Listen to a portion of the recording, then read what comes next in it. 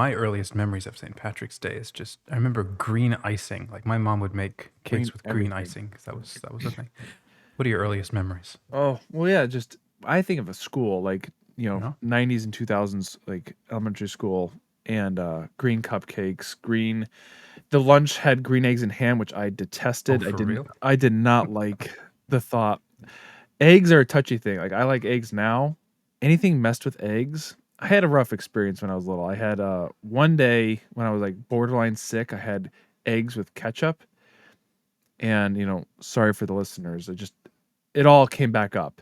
And ever since then, like I cannot do too much with eggs, and they cannot be Really? messed with. I usually like salt, pepper.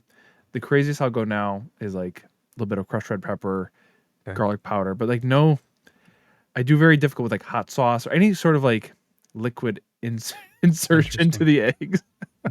So what, you hate ketchup too?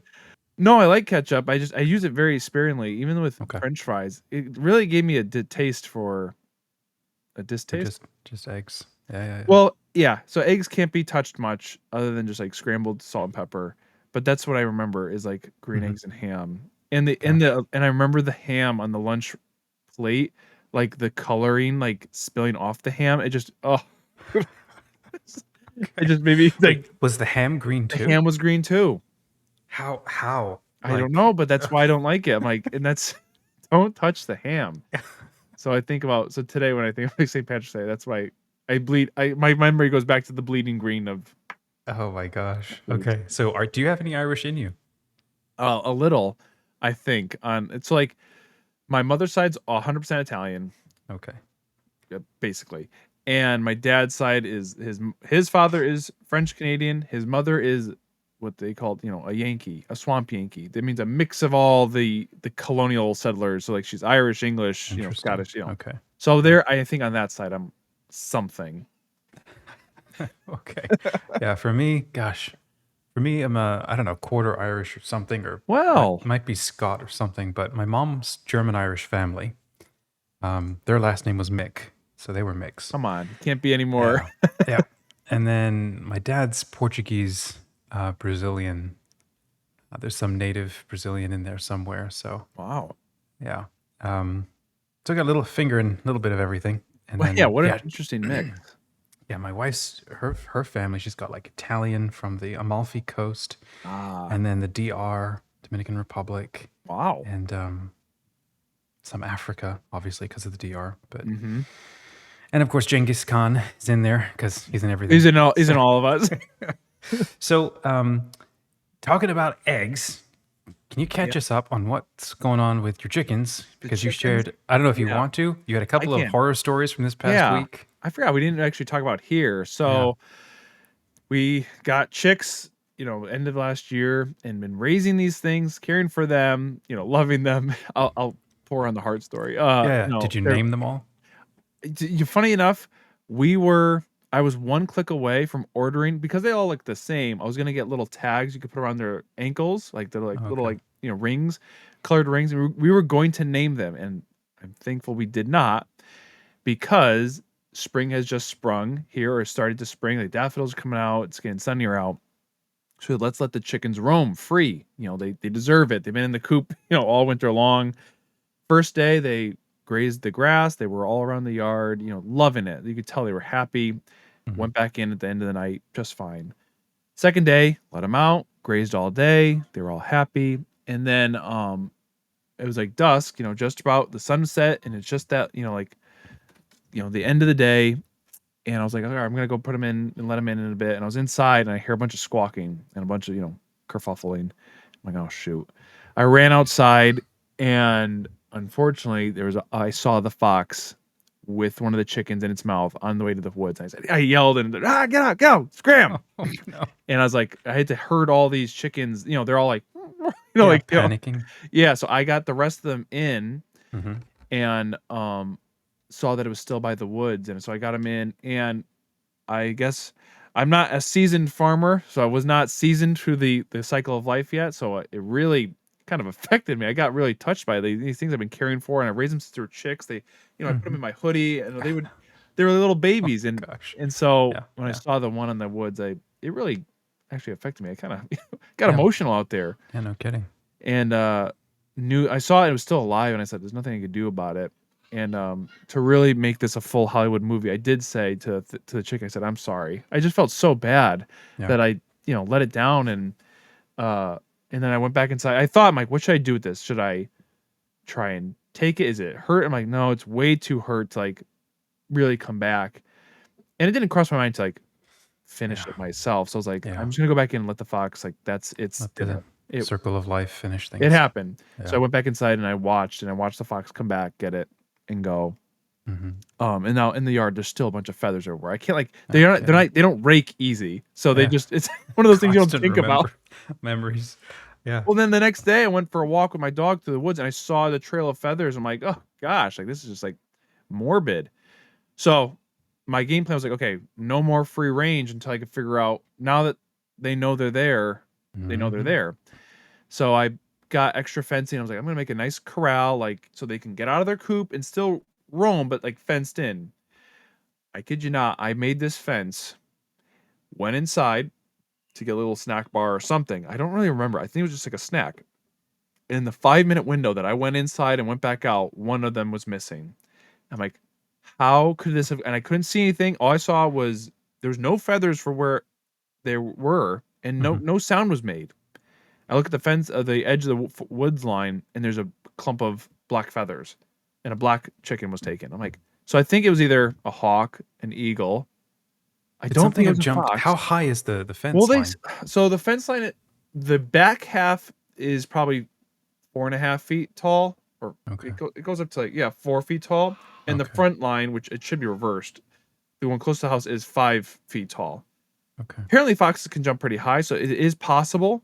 But Ah, it was gotcha. so quick that I think it was just an eagle waiting because we have eagles in the trees above Oh, sure. chickens. Yeah, because you're in campgrounds, right, by a lake with Well, forests. not only that, we're in protected wildlife area.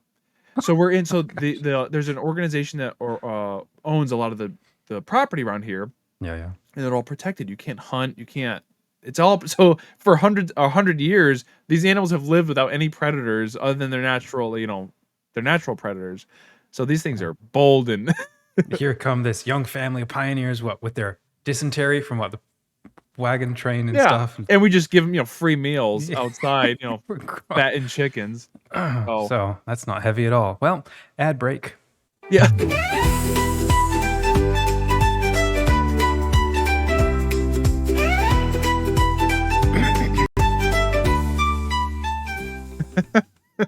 Yeah, that's a message from our sponsors. Thanks for watching this show. Thanks for watching. Heinz ketchup, a good There. sponsor. Let's catch up. Give us a like, friends, and bring a chicken back to life.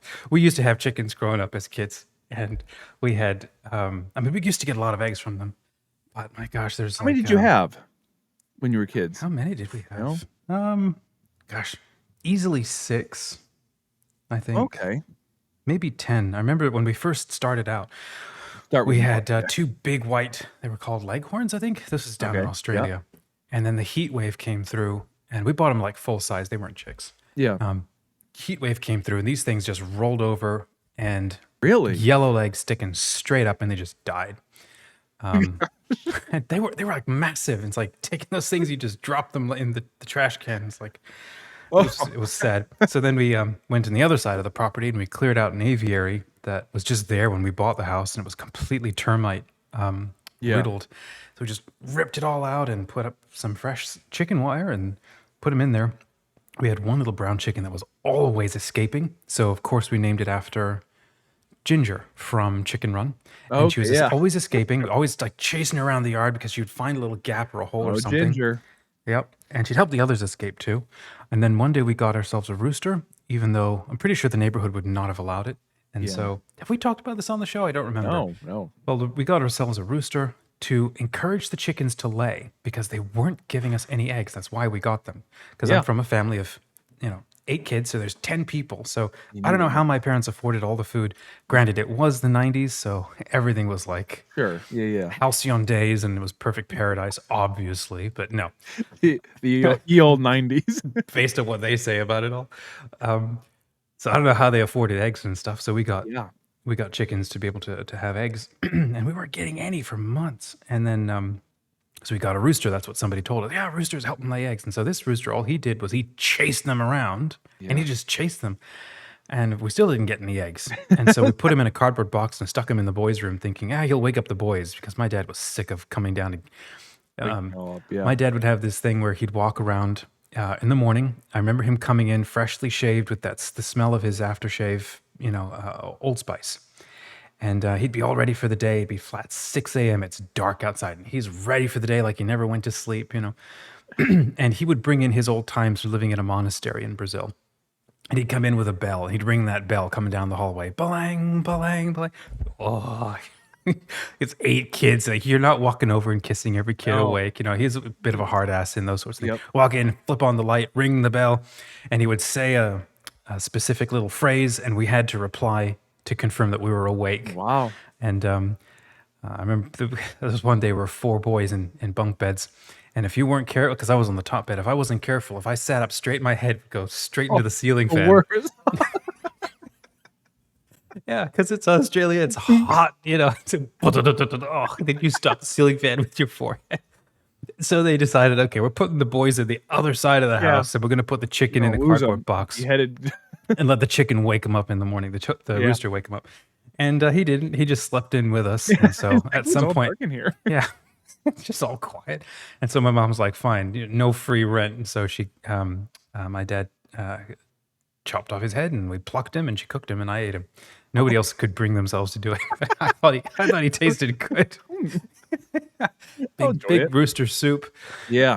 Anyhow, so we finally found out where the eggs had been. The chickens were jumping up on the roof of a corrugated, what do you call it? It's like an open sort of shed. It's just create a shade platform. Okay. And it was covered with ivy. And so we never thought to look up there, but the chickens were jumping up on top. Even though we'd clipped their wings, they were jumping up on top and laying all of their eggs up there, because that meant they stayed safe. And then the eggs just microwaved in the Australian sun and nothing happened. They were all bad. Anyhow. Wow. Gosh, there were nightmare sort of situations too. I had to kill one chicken at one point because something went really badly wrong, and I don't remember what it was. I just remember the trauma of trying to kill this thing. And nobody told me that chicken necks are impossibly hard to break. And I wasn't going to use an axe or a hatchet, because my dad did that. That was brutal. No, we're just going to bash its head in with a shovel, and that's going to be enough. And the poor thing wouldn't die, and it was awful. That's like this story. That's like the common theme for anybody who's had to kill a chicken for the first time. Is like the necks don't break very easily. You think it'd just be like one. See, I grew. Did you ever watch Old Yeller and the Yearling growing up? Yep. Yeah. So I got one of those. Yeah. You don't wish them on anybody, but at the same time, you're like, it's also good to have happened. After the fox attacked, I thought the next day I'm like, I could have, I guess, I don't know if I could have, but killed it myself and like ate it. I don't know if that's actually good to do if a fox has already gotten at it. I didn't think of it then. I wouldn't have done that. That's what I mean. We get like rabies. Fresh rabies. I'm like, it's alive, kids, eat it. But no, I haven't. I had to kill it myself. I don't know. I wish I could say this is when I was young and like 6 years old, 7 years old, just finding out. But this has happened. I was in my 20s, and so we were married, had kids, and I had my BB gun, and I was just like shooting outside. And I know there was the pool that we were staying at. The pool had filled with frogs, and they were just so loud. So I mean, there has been we saw when there was tadpoles, thousands of tadpoles, and then they all became frogs. Not all. A lot of them became frogs. It was so loud, so I went out there with my BB gun. I'm guessing you didn't chlorinate the pool or something? No, the pool had been abandoned. We were my in-laws were gonna get rid of it, so it was in a time of like disuse, and so the pool just got filled right before, because they were gonna dig it out and fill it in, so they were not touching it. They were so loud, so I went out there with a BB gun, and I wasn't gonna shoot them. I wanted to just shoot the water just to stop them. I'm like, just scare them. I did it once. They stopped, and they started right back up again.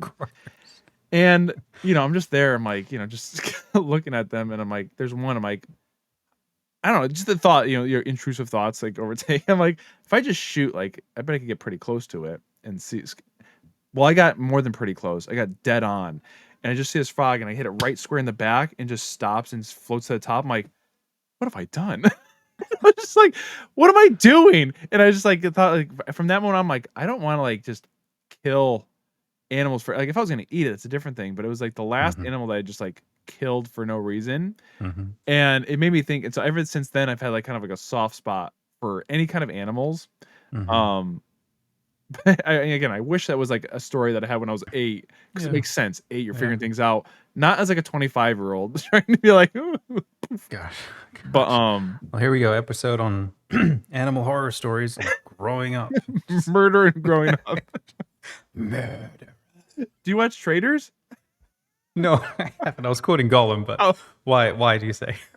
because Alan Cumming, that's how he says traitors. You know, Scottish murder. Are you a faithful or are you a traitor? We just watched that last night. That's why I was saying that. Oh yeah, yeah. What else have you watched over the weekend? Let's get away from the horror stories for a minute here. Yeah, no, we've been we were gonna find a show that was like, meaningful or but we've been really sticking on these reality. So we're watching Survivor, Amazing Race, and Traitors, just all the fun game show games, Yeah, yeah. reality. Nice. I really enjoy Survivor. Mm-hmm. Never did before, but really like that. Just the idea of like, playing this social game. It's very, I don't know, very fun to watch.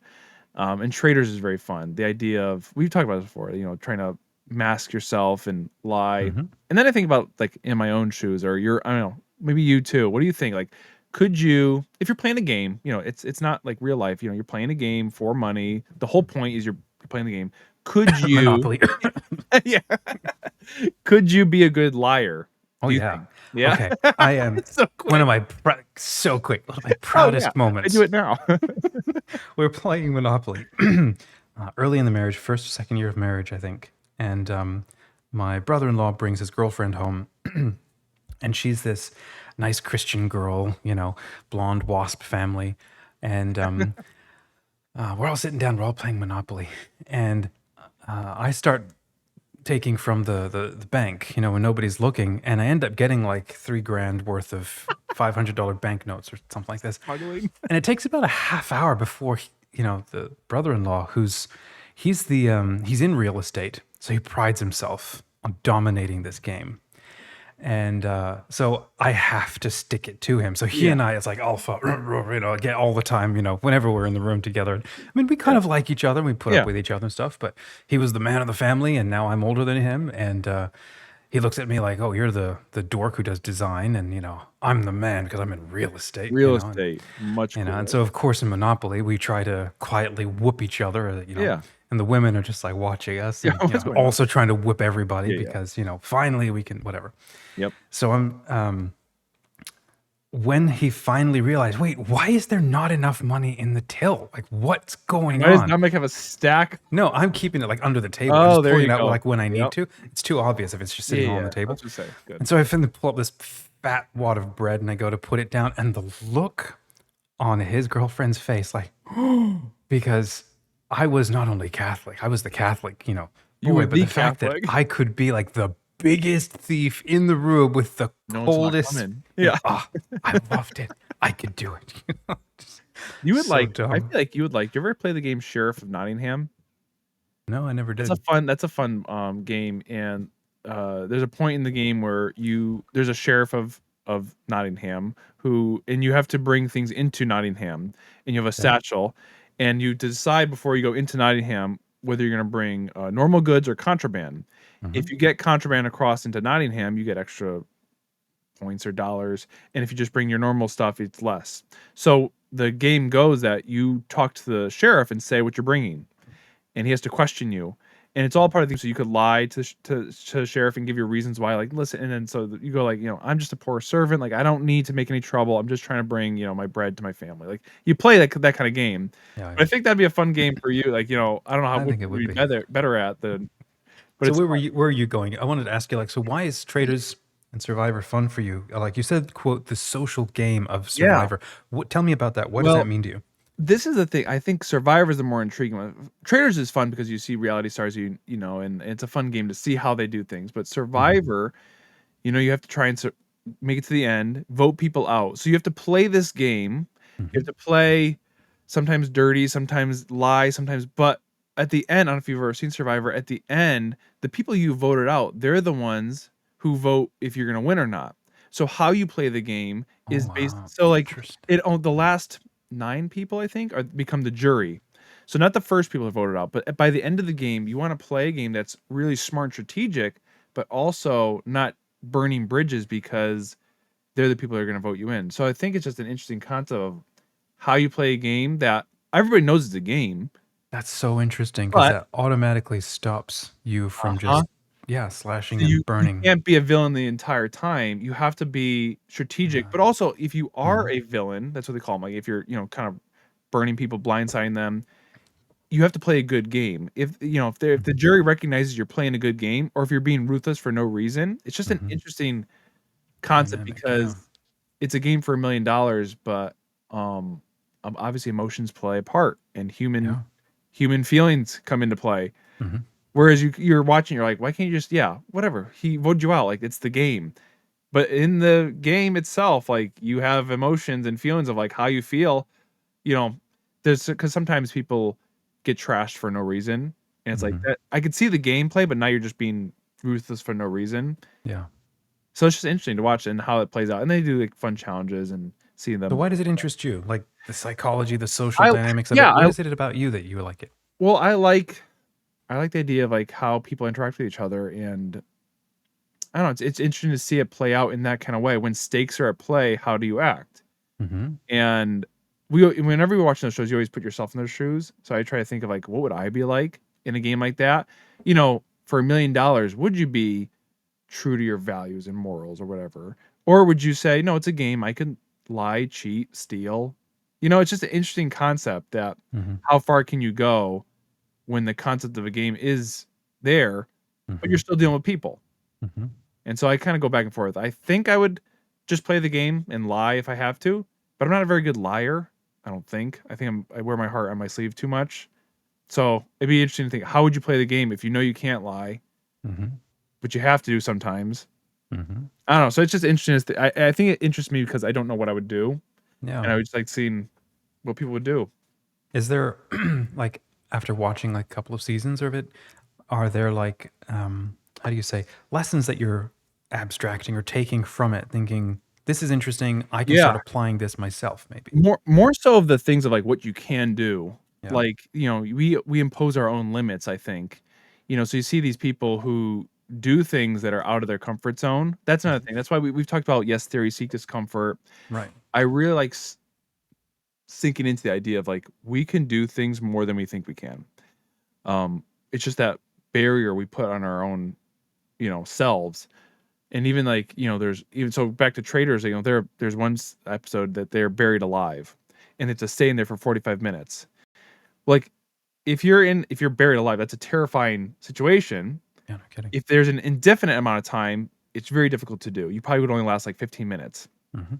But if you know it's 45 minutes, there's a definite time, you can do it. It's Mhm. funny how you can go further. So it just and then When you know what the end goal is. yeah, so Yeah. that kind of application to Survivor, these people, like, they're not sleeping, they're not eating well. So when all those things are stripped from you, what can you do? Well, if you know I'm only going to be doing this for a certain amount of time, you can do Mhm. anything. Yeah, yeah. That's what one of the people said, like, I don't need to eat. I'll eat in 30 days when I get back. I'm playing the game. It's like Yeah. so it's just interesting to think like what can you do? That's why I even liked, Fear Factor. I like those shows because I like to see like what people can push themselves to do. Mhm. That's interesting. So it sounds like there's a life lesson or something like that matters to you because there's something else going on too, right? Yeah. I think whether that's just me or naturally like anybody does it. I always put myself in the shoes of things I watch Mhm. to a benefit and to a detriment, I guess. Um, but I think of myself like, what am I able to do that I'm not pushing myself to do? Or what am I capable of doing that I'm not doing right now? What am I Mhm. not experiencing that I could be experiencing? Yeah. Um, which I think is beneficial, but at the same time, I think that also, if not, You can spiral. yeah, for Well, sure. where's I'm assuming there's a good thing that you're thinking. And that this is kind of what we do on these conversations. And we Yeah. just walk around like, what am I missing out on? And Yeah. what could I be doing? And I just think there's so much more, and not even like that, like this life isn't good enough. It's just like I could do so much more than I think I can, even mhm. especially when it comes to like writing. Yeah. Like you put that mental barrier. We've talked about this before. You put that mental barrier, like, I'm not a writer. For whatever reason, you deem yourself not something, so you don't pursue it or you don't push it. But if once the door is open and someone says, you are a writer, I'm just using that as an example. Well, there you go. Now here comes a book. Here comes a blog. Like you could. There's so much that comes. So what else is untapped potential that you just need? Whether you're just waiting for somebody to say you can do it, and we've talked about this before, because you're good at like saying you give yourself the permission to go and do something. Like, no, I can do this. I don't know. I think about that a lot and think about what can I do. I mean, it was like how many months ago I was looking through the subscriptions to my channel, and then your Oh yeah, Being Ordinary. I forget the Adventure name of of the Being show. Average. ADOM. Yeah, yep. Adventure of Being Ordinary. Adventure of Being Average. Yeah. Being Average. Excuse me. Is that still a project that you're interested in going back to? Yes, and it's funny you mention that. So it's AOBA. Adventure of Being Average. Yeah, I looked at that. I thought, oh, boba tea, That's oba, what I or something. thought. A boba. And I like doing it, and it's funny how like it's coming to the zone of like time management and like what you can do. We even talked about this. Like now I have a lot of free time, but it seems like it's harder to fit stuff in because it's all free flowing. When I had more of a structured thing, I could jam things in because I knew where I could jam it in. That's a sidebar. The project I still want to do, and I think I have a really funny idea of like, so I've done 4 episodes, and the 5th episode I want to do is called Consistency. I think it's funny because obviously I have 6 not months been later. 6 months later, but like that's Yeah. the whole point of like I Yeah. think I want this project just to keep going because average life is ups and downs. I do want to be more steady with it, but I think it stopped because I was doing it too often and I didn't find that balance. I was just working on it all day long because I was having fun with it. But I think I kind of lost of what I wanted to say and do. Okay. So like my whole thought behind it is like I wanted to show the average life, but there is always fun things to do. And I think I got a little in a loop about that because I'm like, how could I? If I was like, I already foresaw burnout. I'm like, how am I can't like make these big things every day. So I have to figure out a way to like make it sustainable. Because each one was fun, but it took it was a full days of, Yeah. Well, you were doing a lot too. I mean, you were like getting out and recording yourself doing lots of walking, that's multiple what I angles. It mean. wasn't Yeah. just sitting at a desk talking. No, So that's it what I is mean. more involved. I want to mix up, like do one of those every once in a while, and then just do like shorter, like even just YouTube shorts, just like short form. Yeah. So I think that's why it stopped. Is I kind of lost like, how am I going to keep this up? Like, Right. you know, You know what? I don't know if this interests you at all. This is something I figured out a while back. I decided to put myself through a 30-day challenge because I wanted to learn how to record video and create a YouTube channel and put it up and stuff. I've completely forgotten where this channel is now. This is beginning of the pandemic, and I was not comfortable with video, and so I wanted to do it. So I created my own 30-day challenge, and I went through the 7 characteristics of life. If you remember from grade school, it's like movement, growth, oh yeah, breathing, excretion, reproduction. Yep, whatever the 5 is, 2 more in there. So I thought, oh well, what if you could apply all of those to either business or self? Okay. So movement, what am I literally doing in terms of business? Where am I taking action? Inhaling, like what am I learning? Excretion, what are the bad ideas and stinking thinking and lessons, that I have learned? How am I changing, right? Reproduction, I think I changed it to like creativity. Yeah. How am I doing things like, or putting new things in, whatever. And so there's 7, so that's 1 week. And so if I do, 3 prompts for each one, because it's on a little theme, it's kind of easy. What are 3 lessons I learned this past year? You do 3 of each, and that's now like 21 days. That's almost a full month. So you do 4 of each, and then there you have a whole month's worth of ideas. And that was my 30-day challenge, and it was badly done, of course. And I was still trying to figure out what do you put on a desk, and I had way too many things on the desk. It's like somebody once commented at the end of the 30-day window, it's like 1 new thing showed up on this desk every day because I was like building out my set. I wanted it to look cool, and it was it was annoying because I would move the desk away from the wall, and I would set up the camera, and I would film everything, and it would end up being a monumental amount of work apart from the day job. But I would do it every single day, or I would record like a batch of 3 or 4 and then transcribe every single one by hand. This is before YouTube did a good job or something like that. And it was way too much work. Well, that idea though is still pretty. I still find pretty helpful. So Yeah, in terms of just like you've got a really cool setup right now. So if you were to sit and just go, okay, let's talk about being creative. Let's talk about yeah, inhaling new stuff. Here's what I learned or read this past week or yeah. something. Well, I think a barrier for me that, to open up, be a bit vulnerable. I think I've always struggled with like thinking my opinions were valuable. So to sit like I've thought about that. Like, why don't I just sit and like just talk? I'm like, no one's gonna want to listen to that. And whether that's true or not, I don't know. Like, you have to just start. And I think it's helpful to know that if you ever feel like that, there's always someone out there who would find something you say, valuable, whether it's a niche market or, so like to speak your piece. But I think that's held me back. That's why I'm like, I want to make something that's entertaining, but not too like showy. I want to make it Yeah. it's hard. I find it hard to follow that line. I found it very much easier to do that when I was writing, when I had a blog. I feel Hmm. like I could just write. I feel like I could say things better, obviously, because you have time to process it and think it and mull over. I think I Hmm. got a better response. What happens to me is that burnout piece. Yeah. I find it hard to find. I just go full on in Hmm. versus like gradually implementing something into your life. I go full on. If that's Hmm. same thing with like when first became Catholic, I was like, we got to do the rosary, liturgy, the hours, we got to do everything all at once. Let's do it all, and which obviously learns to burnout, and then you don't do anything. And I even wrote an article about it. I wrote the art of gradual progression, Hmm. and all about my thoughts. Have I implemented it? No, but it was like I see the value in Hmm. doing things slowly because you Yeah. actually Yeah. build something. Yeah. Yeah. But That's good. so I Well, think that's yeah. here's so this is an insight actually about YouTube that's given me how do you say confidence to get started. So like in starting a channel or something or a project, basically don't tell your friends and family about it at all. Yeah, that's huge.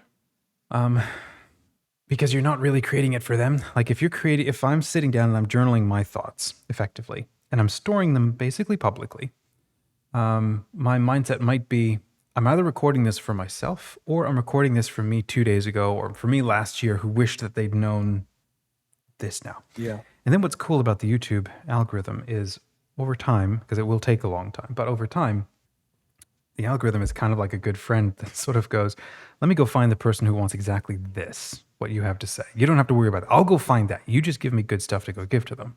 Yeah, That's kind of cool. that is Um, cool. Yeah, yeah. to have that so that takes because that's a big burden to think about, like, how am I gonna get this to people who wanna hear it? Yeah. And that's what I faced when I was doing the blog. I'm like, "This is, I think, for somebody, I don't know Hmm. who." I mean, Yeah. so if I could find that myself across the screen, like, that's there, I think they'll find it enjoyable. Yeah. Um, but I think it actually was shocking with the blog. It was nice. I started it, and then the pandemic hit, and so Hmm. I changed it to be the pandemic journals or something. I forget what I called it. Okay. And I just wrote every day, and it basically said like the whole thought was like I'm gonna just document what I did today, and the thing whatever I learned from it. Almost like Oh, kind of wow. like a Mr. Rogers episode. Like at the end there's a moral lesson to take from it. Um, and I did that every day. I think I did it for 50 days. Wow. Yeah, and had it, and the people who responded to it, it started with just being on kind of Facebook, people, and then it kind of branched out. And Hmm. I looked on the metrics later, it was like people from India and like, Canada. I'm like, look at this. How are they finding it? I don't know. I don't Okay. I well I posted it on Instagram. I did like hashtags, so like I got like Okay. not Gotcha. nothing big, just Yeah. Yeah. minor, but Yeah. enough where it got outside the walls of my town. Hmm. And it was nice, especially during that time. I think people were saying like it's just nice to read, like somebody else's like just because you kind of like whenever you're internally just like spiraling, you think no one's going through this. I'm alone. So it's be like, oh, this other guy in this random town is going through this and has staying home and doesn't know what to do. And I don't know. Yeah. So I like the idea of doing that, like just giving somebody some sort of hope, entertainment. I like making people laugh if I can. Hmm. Um, so I think about doing that. Yeah, bringing back the Adventures of Being Average or a blog. So let's Some walk around that just for a minute. Like, what's the goal? Um, what would be success for that project, or at least just success as you define it? success for the Adventures of Being Average would be just doing it in some form of consistency, whatever that is. One, and then two, just feel like when I did those, feeling like I made something that somebody can enjoy. Mm-hmm. However small or however big, that was the greatest form of fulfillment. When I made my last episode and like somebody randomly, like an old coworker said, "Hey, when are you gonna make more?" Like that, like gave me something like, what is Yeah, and that's like awesome. the biggest success was I had one comment from some random guy who I've never met or man or woman, I have no idea. It was a username that didn't indicate either, Mm-hmm. and said, "You seem like a really," and like I'm not getting choked up. That's just he said, "You seem like a really cool guy. I can't wait to see the next one." Mm-hmm. That, and again, it wasn't like I liked it because he said I was a cool guy, even though part of me probably did. The biggest thing was like somebody likes this stuff that Mm-hmm. I'm making, Yeah, yeah, and it's their. I'm hoping like their day was 1% better yeah, because of it. yeah, yeah. So if I could It's do so that, that'd be funny. really Yeah, cool. Gary Vee is somebody I keep dipping into and checking on what he has to say about stuff, and Yeah, he he's like bullish right now. He's routinely telling you just go live, just go do it. live. Like now YouTube is on easy mode or whatever. Social is on easy mode for a lot of reasons. There's a whole conversation. But gosh, a year and a half ago, I think I took his advice literally and I was like, okay, I want to design a logo thing. I'm just going to go live on this channel, start designing this logo and just do it to an empty room and just see what happens. I think within 10 minutes, someone jumped on and they actually started helping me with the thing because I couldn't remember the tool that I needed. So they started making recommendations and workshopping with me how to get the logo done. What in the And like, world? whoa, I went from 0 to like 100 just. Now the Yeah. live stream didn't get any additional views because it was the wrong Sure. channel. It was my legend fiction channel. Nobody cares Okay. about logo design on that Yeah. channel. But it was just kind of it was cool as somebody jumped on. Now in that case, I had a project. Somebody would I had a project to go live with. Reason why I'm saying this is because live streams, YouTube loves those Yeah. and will it push more people to come in and join those.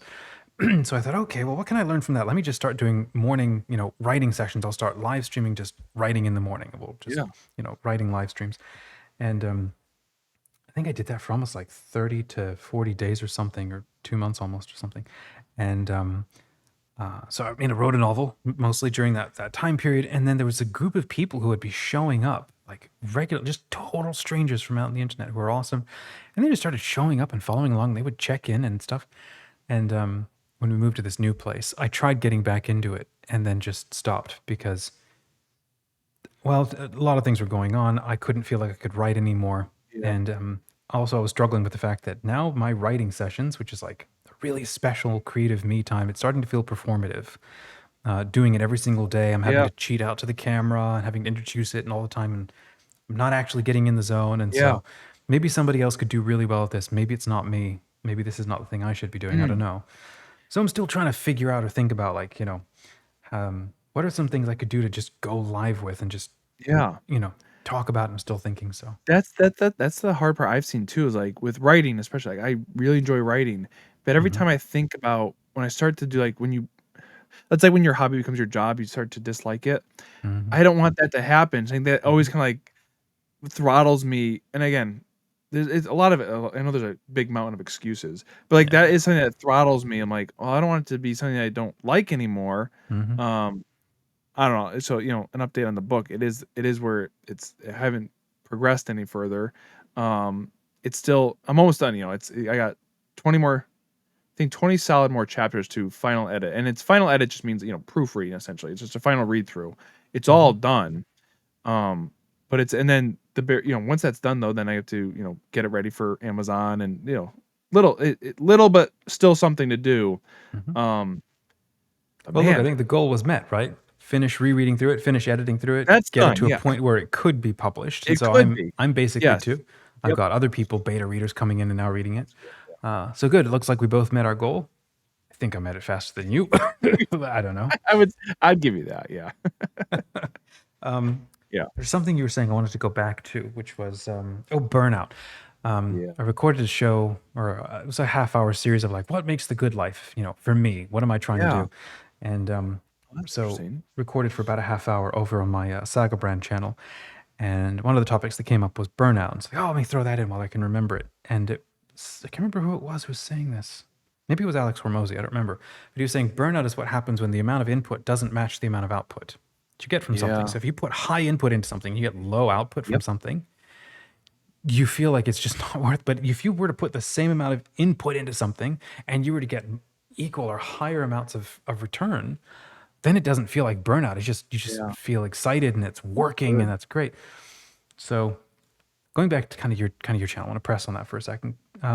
You said that the success metric or something would feel good or would make it work would be for people to enjoy it or to enjoy an episode or enjoy spending that time or thinking through that thing or that experience with you. How would you know if somebody enjoyed it? Sure. Well, and I think I just thought of like the secondary element of Yeah. why it burnt out is because it's the both sides. It's the side of the people who are receiving it, but also my home life too. And I feel like I was spending a lot of time on the project versus with my kids or my family. So that measure of success is also there. Like I need to find that balance where I don't feel like my family life is affected in Mhm. the way that it was. And again, not like I only did 4 episodes, but it was enough where I was like, I was putting so much time into it that I wasn't focusing on that. So I had to find that balance that makes sense.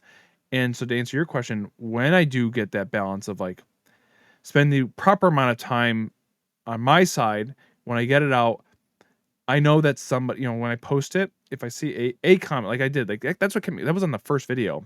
That Mhm. kept me going for more. If I see one like or a comment that makes a difference, or not a difference, I'm not life changing, but just like, hey, I enjoyed this, I'll make another one. Mhm. And then if I get another, I'll make another one. As long as I know people are enjoying, like I don't want to be. I think that's what I've always thought. I don't want to be putting stuff out there and anybody see it like, oh gosh, like look at this, Mhm. which it's not really going to happen because if people don't want to see it, they just won't see it. Like that's Yeah, yeah, fine. yeah. I just want at least one person to enjoy it. Mhm. Obviously a little bit more than one, but Yeah. Well, let me be really annoying. So we please. both share a 6 wing, Yeah. right? On the Enneagram. So I'm a Yep. 5 and you're a 7. Yep. So we both share this the charism of the 6, and I sometimes still struggle to understand like what's some of the major values of the 6. But if I can remember right, it's the ability to strategize and Mhm. structure and follow a plan. And that's what 6s are geniuses at. So British people, for example, or the British monarchy, stuff like that. They're quintessential 6 country. Country of six.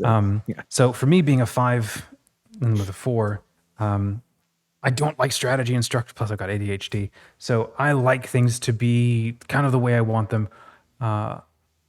When there's too much structure in my life, I feel like things die, Yeah. and I am no longer able to be like alive. So there's a bit of that chaos that I need. So that's definitely also the 4 part of me that thrives on the ability to self-direct and just But at the same time, I absolutely know when I do have a habit-based foundation for how life is structured, like day is structured, then within the spots of free time that I have, I am looking forward to those and prepping for those to be those moments of chaos where I can then go to work and solve those and ideate and create in those, right? So we both share that wing. So that's something that if you don't pay attention to, if you don't pay attention to your wings, you compulsively collapse like a black Hmm. hole back Yep. into the weaknesses of Yep. your, main number, as opposed to you balance yourself with your wings, and then you can become, Yeah. well balanced and Yep. stronger. So that's one thought. Second thought is everybody that I follow who talks about like starting a YouTube channel and stuff. I think it was Mr. Beast who said something like, just get to your first 100 videos. Like Yeah. half of them can be crap, but just get to Get your there. first 100 videos. And I've been noticing over the weekend, this past weekend, I was watching a couple of different podcasts and noticing how people would have a big guest on episode 100. And as all of a sudden I realized, oh, now they might have pre-recorded it at any point, but they released Sure. it as At episode 100. 100. Yeah. Now I realize why, because that guest is going to bring a ton of attention to the channel. And you don't want that to happen until You got stuff to. Yeah. YouTube is trained on the direction of your channel, because it's going to generate now a ton of attention. Yeah. YouTube wants to also have plenty of referring content for people to keep watching. Yeah. And 100 videos means you've probably figured out your audience and figured out the kinks and your direction. And then you go and you invite like a nice big guest. Or something can happen. This is what happened over on the Legend Fiction channel, which was very annoying. I went viral before I knew what I was doing. I created one little video, like we've talked about this. Yeah. Actually, I haven't even checked the stats because it's kind of cool, but it's so annoying because it doesn't serve me and I can't Yeah. replicate it. Yep. But I recorded a little video on here's a tool that I retconned for writing fiction in. So I recorded that for them, and then I put it up on YouTube and just shared it with them. I wasn't going to share it with anybody else. And then it blew up. And then over the last year, it's like grown like, it's got to be 170,000 views. It might be Wild. close to 200,000. I don't Absolute know. wild. The Yeah. comments on that thing are like massive. I created like a secondary video walking somebody through how they could use my tutorial for how to actually now go do the thing. And that's like, last I checked, maybe 10 or 15,000 views. The thing is, those are wild card outlier Yeah. results because they don't fit the main channel. It just went viral despite everything else that happens on the main channel. It's kind of cool and also frankly annoying, and I kind of wish I could just delete those videos because it's skewing Yeah. my channel, or I don't even know. Exactly. So sometimes when you do create a video, out of that 100, there's the chance one of those can be an outlier that can just take off and then the rest of the channel sort of goes Yeah. with it. Okay, why am I saying all of that? It's because if you do like a 30-day challenge, this is kind of what I'm trying to now do with Saga Brand. I'm starting a channel from zero, right? It actually, it's not even zero. It's like less than zero because I started it during the pandemic and I recorded like, gosh, how many videos are on there? There might be like maybe 30 videos on there from back when it was for a different brand and for business. And it's been just dead for years. So I'm now going back in. I'm like, okay, what happens if I were to do like one video every single day for the next like 30 days?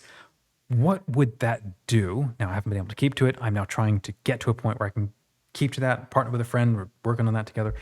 And create that content to reboot the channel. But I know that it's like, what if we get into this and I create a system where I can output stuff and where I train myself to predictably feel comfortable shipping stuff. Yeah. And then at the end of like 30 days or 60 days, come back, reevaluate.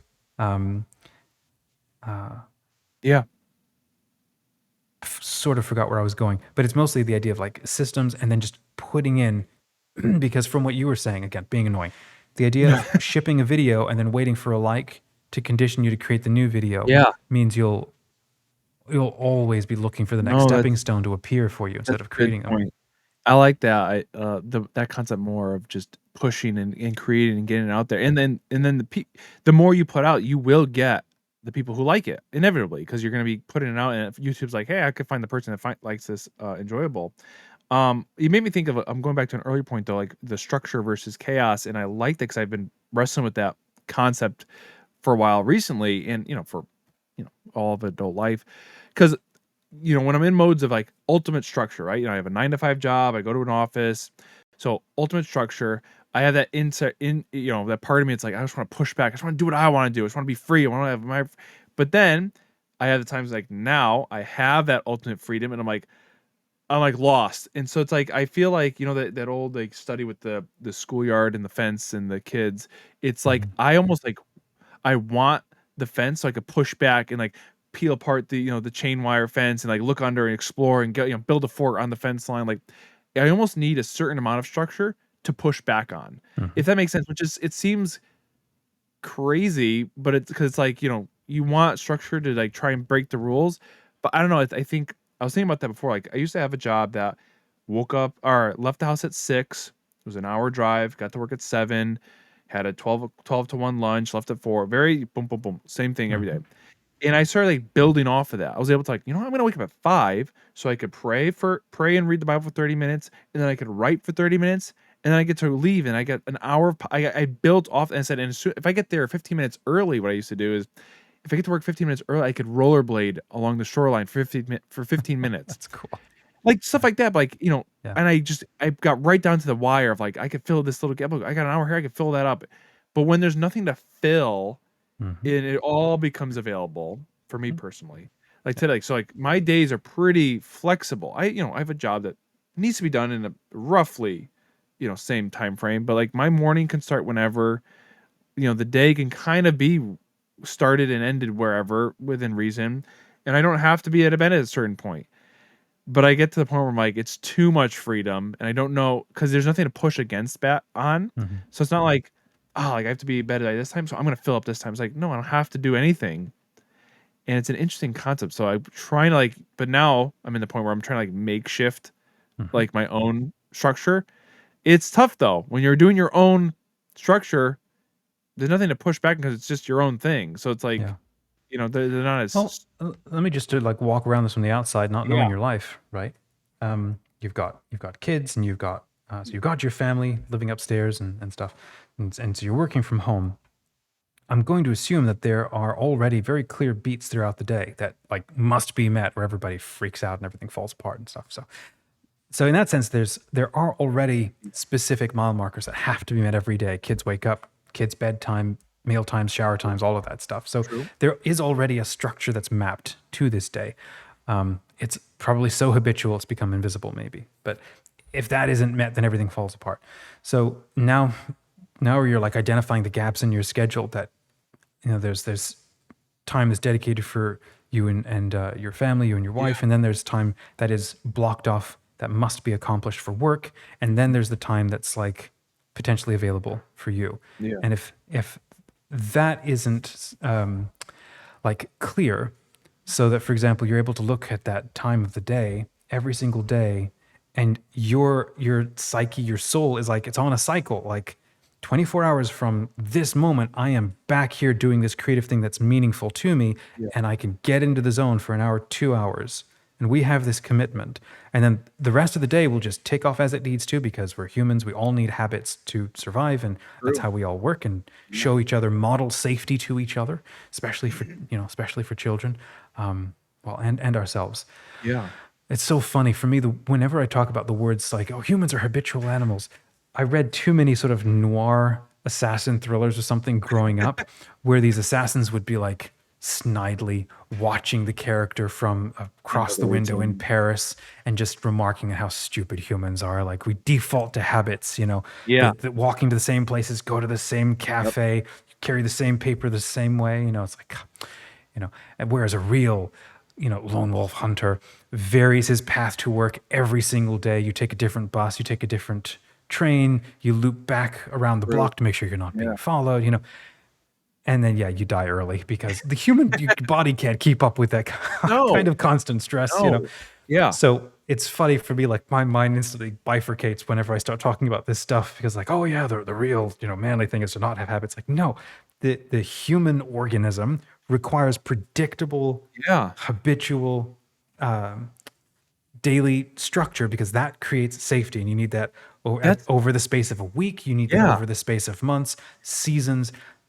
But you know And what? if you're following the legacy news cycle, basically, if you're following social media at all, that is like a grenade in your sense of spiritual safety, or a habit formation, because you're introducing stress that you can do nothing about, Yeah. that you're not really supposed to even know about. Yep.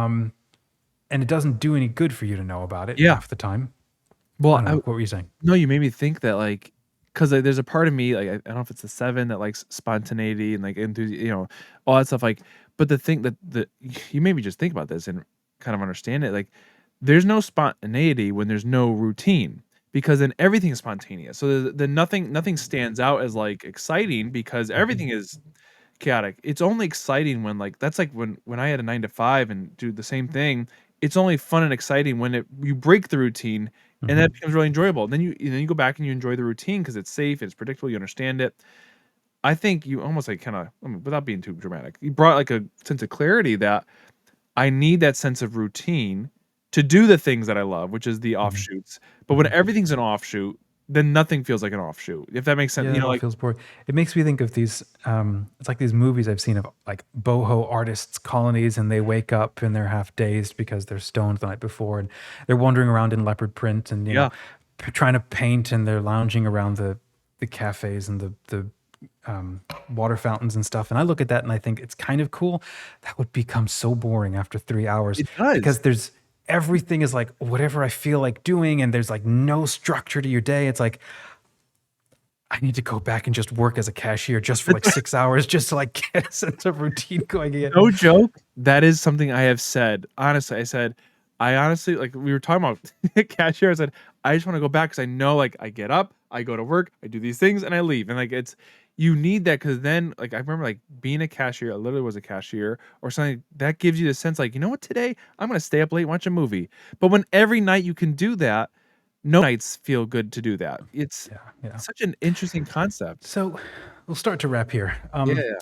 We've As we talked, I think. escalate. Sorry. No, I said, as we escalate, let's start to. um, No, I we've agree. talked a little bit in the past, and I've forgotten what your answer is. What is your? Do you know what your chronotype is? So you're the sort of Yeah. sleep pattern, If sleep we're animal, and then if we're going off the energy. animal, Yeah. it's a dolphin, so the one that's Dolphin. sporadic Okay. and there's no rhythm. But it said that you could change, and I think at times I'm the one that's the early riser, early to Yeah. bed, Hmm. whatever that one is. Is that the Yeah. lion or is that the. I think it is. Yeah, it is the lion. So that's Yeah. also. So most people are the lion. Some, it says, small number of people are dolphins, but it's also possible as you age, Yes, in that's what different it is. seasons of your life, you become a different chronotype Uh-huh. because you're now fitting a different role within the tribe. And That's what it um, is. I think that be in this, especially in this time of my I life. used to be able to do anything. Wake Yeah. up late, or wake up late, wake up early, go to bed late, shorter hours. Yep. Now I can't. I will have headaches all day if I break my sleep cycle. You know what's funny? When I had I don't wanna go too longer, when I had a 9 to 5, I was able to push the boundaries on both sides, go to bed late, wake up early. It was something in me that felt I could do that, and, like, I knew, like, "Hey, like, I'll just, recoup on the weekends." But when there's such flexibility, I've become like this dolphin because there's nothing to gravitate towards. It's like, "Okay, I guess we're on our own." Some days we're long, some days are short, there's no rhyme or reason. Hmm. Um, but yeah, that's where I'm at right now. Yeah, knowing that, like, if it is the lion thing, then, well, this is a whole nother conversation about trying to do things on purpose Yeah. as opposed to sort of falling into them or Yep. just flowing into them because it's the next thing that presents. Yep. But I'm very bad. I'm trying to get better at this, which is to do things on purpose. Like, Yeah. literally, instead of just collapsing into bed at night, to look at that pillow like for 1 second before I hit it and go, I'm choosing to lie down right Yep. now, and I'm choosing to go to sleep right now because now this is the thing to do. And it's a very different mindset compared to, it's the end of the day, and you just collapse into it because your body's so exhausted. It's just, or like, it's very easy for me to want to just roll over and grab Instagram and start swiping. Yeah. And yeah, like, that's going to help me go to sleep even more. But the dopamine, it's like, what do I want? I want dopamine. I want to Yeah, feel I happy, feel right? yeah. Because the day sucked or something. And I want to feel a little better before going to sleep because I didn't get whatever I thought I deserved I needed from the day or Yeah. something. And for me, often trying to pray a rosary will often put me to sleep. It's like, yeah, that's you because it's a more focused form of attention than being on Instagram. Yep. Is actually having a conversation with somebody who really matters to you. Mm. But just, yeah, trying to be more intentional. And then the mornings are almost always better. You can get up a little bit Oh, earlier. And if 100%. that's when your energy time is, then it takes, so this is for me, this is how I'm doing it. I have to try to say it's, there's mornings where I just sleep in. Like today was a sleep in day, Yep. just whatever. Yeah. But knowing that that is the normal time of day when I'm up and brain is firing and it feels good, and that's the most valuable time of the day for me. That's up until about lunchtime is like key time of day, and then I might get a second wind. Yep. So building a structure around that, especially since we both work remote, we owe it to, this is what I tell myself, I owe it to my family to be able to function at my best so that I keep my job. Yeah. So that Very I can true. keep finding the gaps in the day when I can keep doing good for or with other people. So I owe it to my family to do that. I owe it to the work to do that. But I also owe it to me. And this is actually going back to that other video. I might link to it in the comments. Trying to live the good life, trying to be intentional and not butt dialing my way through life, which Yeah. is a usual response when everything is habits. Yeah. You just, here's the default response. You end up being an NPC in your own life. And I don't want to get a next Yeah. 10, 20, 30 years and look back and realize I NPC'd through the whole thing Yep. because On it was autopilot. insanely stressful. There was too much going on. I couldn't figure it out. And Yeah. so I just NPC'd. No, I can't accept that as a No, response for how I lived my I life. agreed. So don't have all the answers, but No, paying attention is step number one. for sure. So yeah. Yep. like our, what we know for, forever. Be present, pay attention. Yeah. We'll get there. Yeah, we'll get there. Well, actually, I totally forgot there's a movie I wanted to sort of walk around, see if anything interesting came from it. I watched it over the weekends. Maybe we'll bring it back next week. Okay. It was it was a movie about. Darn, I forgot. I watched a couple of movies over the weekend. I got Really caught up on grippy. Reacher. Sorry. I said really gripping, huh? Just kidding. Well, it kind of was. It was also kind of annoying. Oh, Craven. Watched Oh, okay. Craven over the weekend. Yeah. That seemed like one that you and I would probably have fun sort of chatting Okay. with themes of like sonhood, fatherhood, Yeah. sins of the father, outgrowing, the darkness of the father, and then by the end realizing you're exactly like him, maybe, and then wondering who am I? Hmm. It's so Oh. there's some really interesting stuff in there. I'm curious if you watched that. It's free on Netflix right now. Okay. Anyhow, so I watched that, and that was kind of fun. And then I also watched The Electric State, which was also kind of Oh, I had want to some see interesting that. thoughts. Yeah, Yeah. it was funny too. Reacher, the latest episode came out, so I got that one in too. Wheel of Time is back up. This is in season 3. I'm probably going to start watching that Prime? one. And that we're on watching Prime? Shifting Gears right now, my wife and I. Prime. Yeah. Wheel of Time is on Prime. So my wife and I are watching Tim Allen in Shifting Gears, That's right. which is also another funny one. So I forgot to walk through all of that. So we'll do that maybe like next week. So friends, hey, if you're watching videos, first of all, hit like because we're awesome and we need that like right now. And then In more ways than one. there you go. If you hit like, we'll make another video next week. So tell us what you're watching if you watch something fun over the weekend. And if all goes well, and if we survive the horrors of this next week, we'll be back next week to tell you about it. So maybe you can come tell us how your week is going to. We would love to know. Join in the fun.